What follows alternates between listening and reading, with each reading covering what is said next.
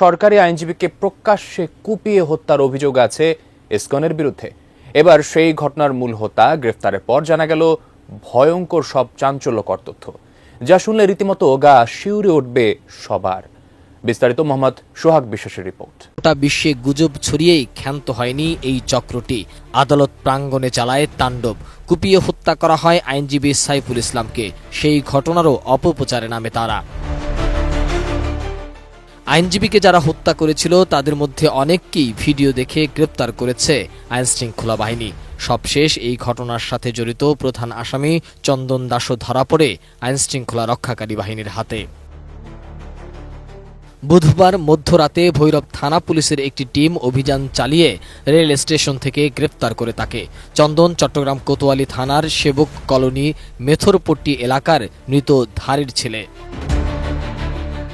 চট্টগ্রামের আদালত এলাকায় সেদিনের ভিডিও ফুটেজে কমলা রঙের টি শার্ট ও কালো প্যান্ট পরিহিত চন্দনকে ছুরি হাতে সাইফুলকে কোপাতে দেখা যায়। তখন চন্দনের মাথায় ছিল হেলমেট।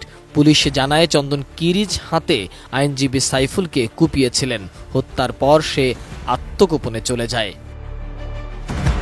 পুলিশের হাতে গ্রেপ্তার হওয়ার পর চন্দন পাল জানায়, আন্দোলনের সময় কেউ একজন এক বোতল মদ দিয়ে তাকে হত্যা করতে বলে, আর সে অনুযায়ী কাজ করেন চন্দন।